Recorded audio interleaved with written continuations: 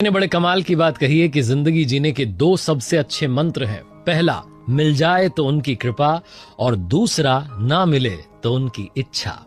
नमस्ते, मैं हूं आरजे कार्तिक। माय एफएम से एक बड़ी छोटी सी कहानी सुनाता हूं प्राचीन काल की। एक गुरुकुल में दो विद्यार्थी संस्कृत का अध्ययन कर रहे थे और जब पढ़ाई पूरी हो गई, शिक्षा पूरी हो गई, तो अपने घर की ओर जाने लगे।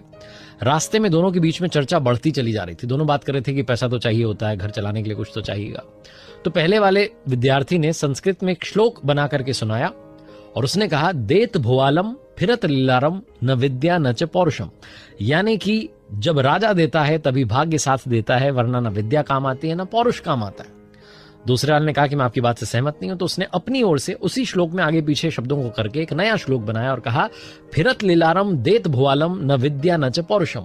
यानी कि जब भाग्य साथ देता है तभी राजा भी साथ देता है, वरना न विद्या काम आती है न पौरुष पुरुषार्थ मेहनत जो है काम आती है। दोनों के बीच में वाद विवाद बढ़ता चला जा रहा था। पहला वाला कह रहा था मेरी बात सही है, दूसरे ने कहा मेरी बात सही है। तो फाइनली उन्होंने ये सोचा कि राजा के पास ही चलते हैं और राजा से ही पूछ लेते हैं कि दोनों बातों में से सही बात कौन सी है।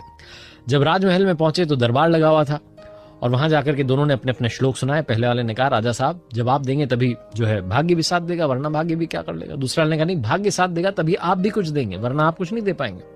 राजा को अपनी प्रशंसा सुनकर के बड़ा अच्छा लगा। पहले वाले को वो विनर बनाना चाह रहा था, लेकिन फिर राजा ने सोचा कि दरबार में बहुत सारे लोग बैठे हुए हैं, गलत मैसेज चला जाएगा, लोग सोचेंगे कि तो घमंडी है। अपनी प्रशंसा सुनकर के जो है राजा साहब बड़े खुश हो गए। इसलिए राजा ने एक आइडिया सोचा और उसने उन दोनों को एक एक भेंट दी, एक एक गिफ्ट दिया और कहा कि आप दोनों एक महीना अपने घर में बिताइए और वापस आकर के बताइए कि आपका एक महीना कैसे बीता। दोनों वहां से राजा को प्रणाम करके नमस्ते करके निकल लिए। अपने गांव की ओर जा रहे थे तो पहले वाले ने कहा, भाई देख तो लें क्या भेंट मिली है। कपड़ा हटा करके देखा तो पहले वाले को कद्दू मिला था और दूसरे वाले को सत्तू मिला था। उसने देखा कि सत्तू मेरे दोस्त के पास आया तो उसने कहा, भाई बड़े दिनों से सत्तू खाने का मन था, क्या मुझे सत्तू मिल जाएगा। उसने सत्तू खाया, वहीं तालाब था, पानी पिया, अपने घर चला गया। दूसरे वाले के पास में वैसे तो राजा ने सत्तू दिया था, लेकिन अब कद्दू आ चुका था। घर गया, जाकर कद्दू को फोड़ा तो उसमें से हीरे जवाहरात निकले। राजा ने छोटे छोटे छेद करवा करके अंदर हीरे जवाहरात भर रखे थे, क्योंकि राजा तो अपनी प्रशंसा से खुश था, पहले वाले को विनर बनाना चाह रहा था। लेकिन वो एक्सचेंज ऑफर में दूसरे वाले के पास कद्दू चला गया। उसका एक महीना बड़ा शानदार बीता। पहला वाला तो कुछ कर नहीं पाया, गरीबी में उसका हाल बीता। वापस एक महीने बाद जब दोनों राजा के राजमहल में पहुंचे, दरबार में पहुंचे, राजा ने पूछा कि कैसा रहा एक महीना।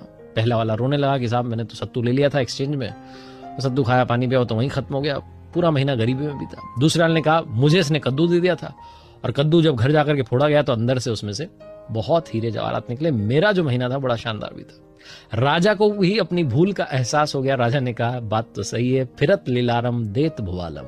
जब भाग्य साथ देता है तभी राजा भी कुछ दे पाता है, वरना राजा कुछ नहीं कर पाता। ये कहानी सिखाती है कि भाग्य साथ देता है तब चीजें होती हैं, लेकिन भाग्य बनाता कौन है। जो जस करे सो तस फल चाखा। शास्त्रों में लिखा है कि हमारे कर्म ही हमारे भाग्य का निर्माण कर रहे होते हैं। भाग्य जो होता है वो हमारे पूर्व संस्कार होते हैं, प्रारब्ध होता है जिसे हम बना करके ला रहे होते हैं।